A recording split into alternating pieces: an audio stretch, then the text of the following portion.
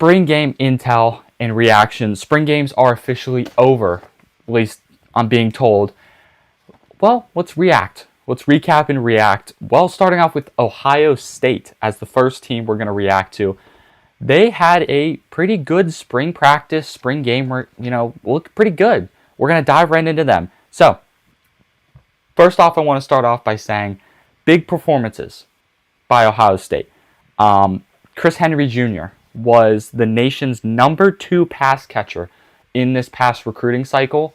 The guy's blowing up right now. He's looking really good. He had 40-yard touchdown in the first half of their spring game.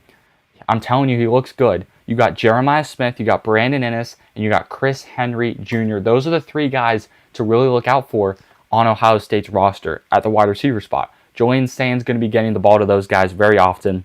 And then, speaking of quarterback, Tavian St. Clair, the guy right behind the starter, Julian Sain. Julian Sain's the starter. There's no question in who the starter is going to be this year. But I got to say, Tavian St. Clair, I am circling his name for 2027. That is for sure. This guy looks phenomenal. He could have left in the portal. He decided to stay, and I'm telling you it's going to pay off because 2027, this is going to be his team, and he's going to be really dominant. I really do think he's going to dominate in 2027. But looking at 2026, it's Julian Sain. What's Julian Sain look like? Well, he looks pretty good. Julian Sain looks how you would think an Ohio State starting quarterback would look, especially coming off of being a top 4 Heisman finalist this past year. He looks pretty good. I got no doubts in how Julian Sain's going to look. Something I would have some questions in is the running back room. Big questions. They have a lot of injuries in the running back room. Bo Jackson, he's a torn labrum. He did that in 2025. He's going to be back for 2026. There's no worries in that. But behind him, Isaiah West has a shoulder injury from 2025. Freshman Legend Bay has a hamstring injury. Those guys are still recovering. We don't know exactly what the status is there, but we do know this for sure. Ohio State is not short on talent. But another question I have is, what about the defense? What about the defense of Ohio State?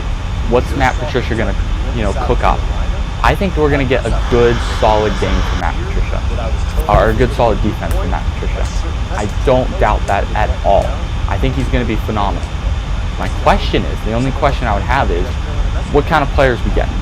Who's going to kind of be the backfiller guys? Well, on this piece of paper, I have a list of guys. I'm not going to name them all. You know who they are. They look pretty good. That's all I'm going to say. Ohio State has guys. They should not have to worry on the defensive side of the ball. So we should eliminate their questions on the defensive side of the ball. What about Michigan? Michigan is next. What's Michigan looking like in spring? They had some big performances from a 5-star running back, Xavier Hitter, whatever. We'll say Xavier Hitter. This guy looks really good. He's a 5-star running back. He looks like a 5-star running back would look. He deserves every one of those stars. Big performance. Coach Kyle Whittingham, who's the head coach there now, has described this guy in 2 words: explosive and powerful.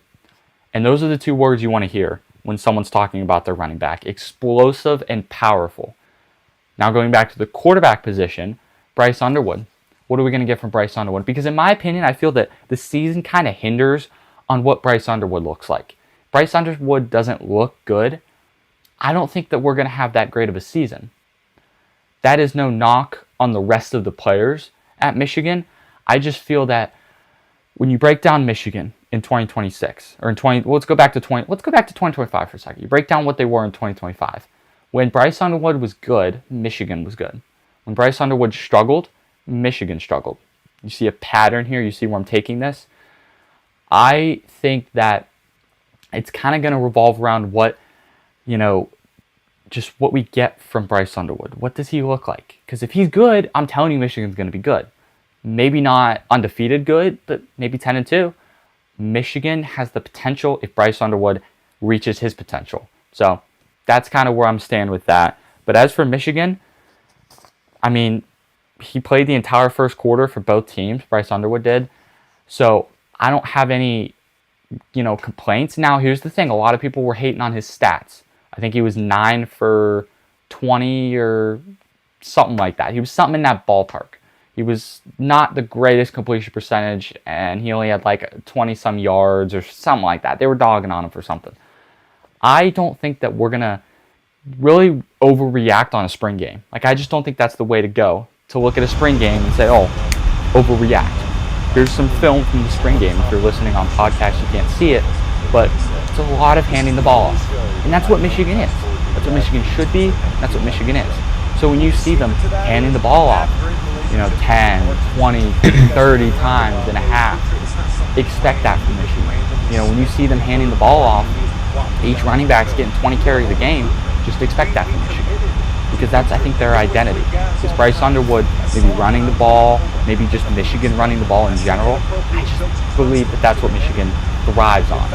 So when you look at Michigan in the spring game, they're not bad by any means. They're not phenomenal by any means, but I would say they're a good in-between. What about Oklahoma? Oklahoma is the next team I want to talk about. Oklahoma looks pretty good because John Mateer returns, and John Mateer is a quarterback I am insanely high on. A lot of people weren't as high on him in 2025.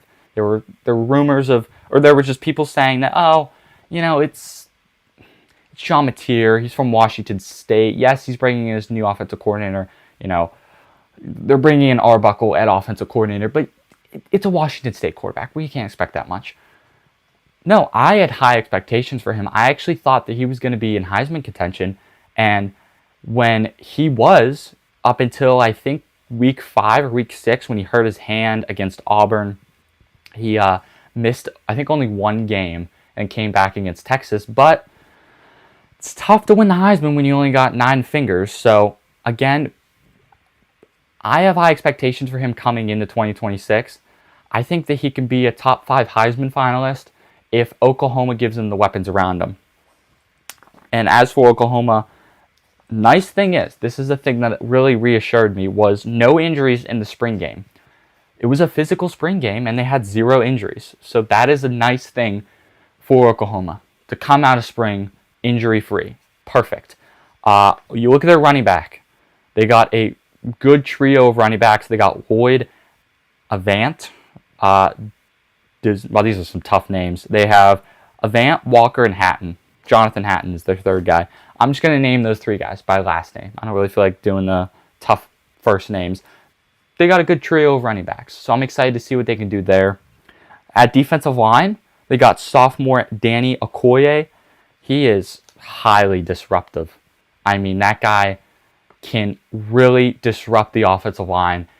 And I'm telling you what, he looks insane. Guy looks like a monster, and he's a sophomore. So he's got this year and next year at least at Oklahoma. You develop him and get him better this year, man, next year he's going to be good. I think he could be good this year, but definitely next year. So again, Oklahoma looks like a solid team.